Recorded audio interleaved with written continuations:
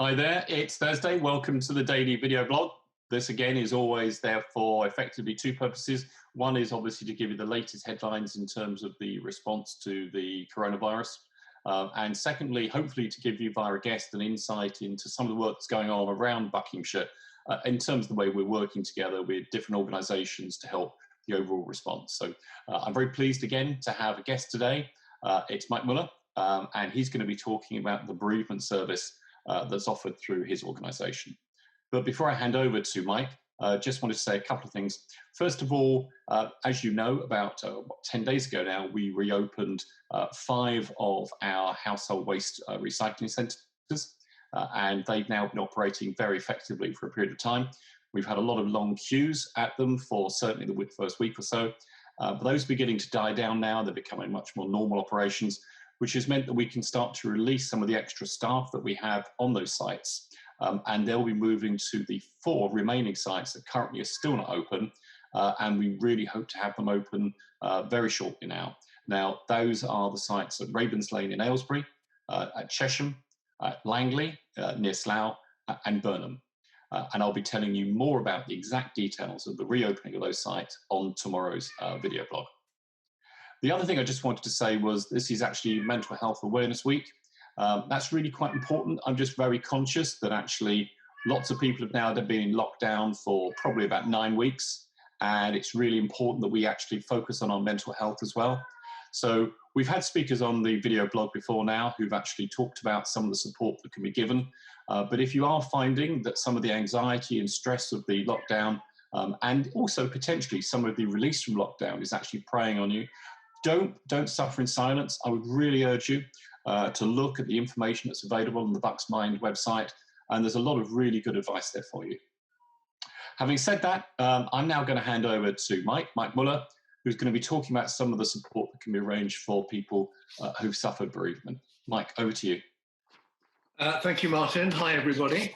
As you will be aware, this week is Mental Awareness Week, and we're all being asked to think about the theme of kindness. Mental health can be affected for many reasons, and we all react differently to things such as change, stress, financial worries, or indeed a bereavement.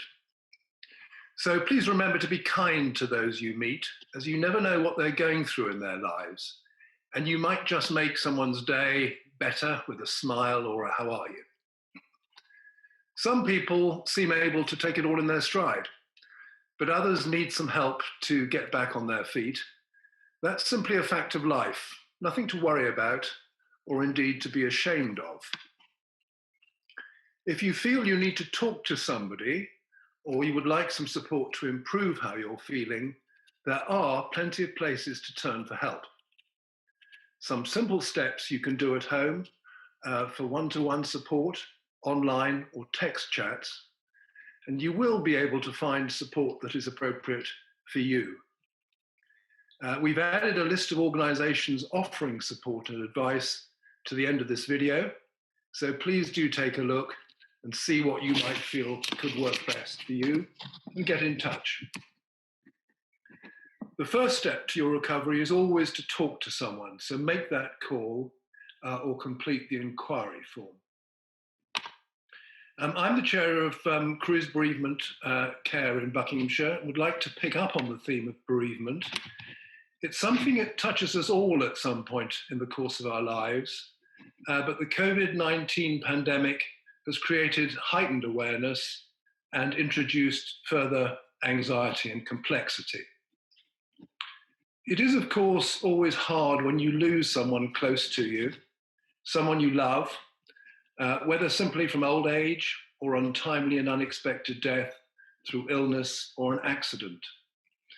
But the current lockdown restrictions do, of course, create a significant level of additional anguish, thereby compounding the feelings of loss. Bereaved people will naturally and should always reach out in the first instance for support from family and friends. And in the majority of cases, this does prove sufficient.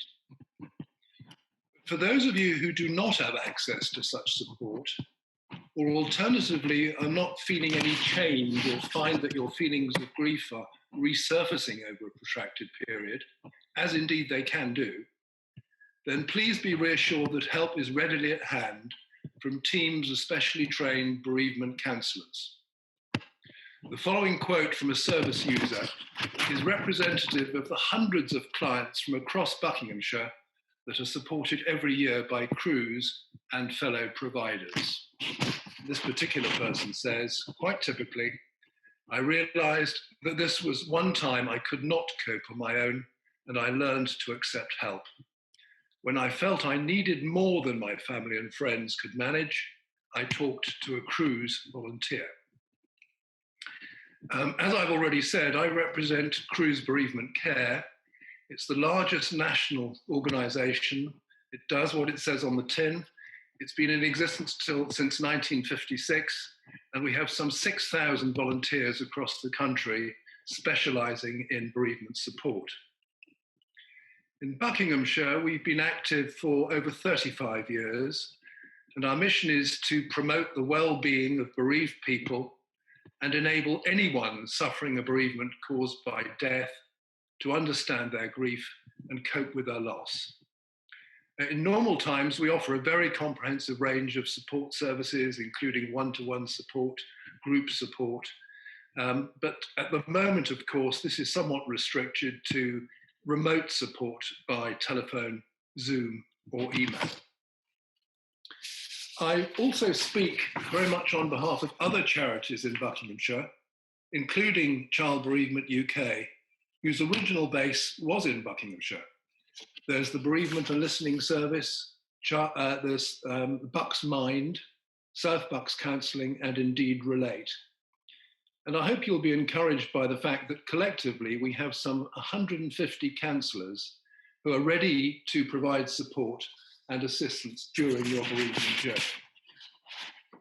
Additionally, of course, there are the mental health services and the Samaritans, both offering 24/7 hotlines. So my final message, I hope, is one of encouragement. Specialist support is available to you and yours, and please don't hesitate to reach out in case of need. Martin, perhaps I can hand back to you. Thanks for the opportunity. Mike, thanks very much indeed. That was really helpful. And can I just say, as someone who, not because of COVID, but in recent years has lost both his parents, I mean, I understand even the most resilient of people can actually be quite devastated by losing close family relatives. So I completely understand many of those messages. Just to remind everybody in closing that obviously tonight is still Clap for Carers. And I just want to give a particular shout out, obviously, for all the people involved in the care sector, whether you work in a care home, whether you're involved in domiciliary care, or any of the support staff, for example, at Buckinghamshire Council. You're all doing a fantastic job, and we really support everything you're doing. So thanks for that. And as always, stay safe, stay well, and I'll see you tomorrow.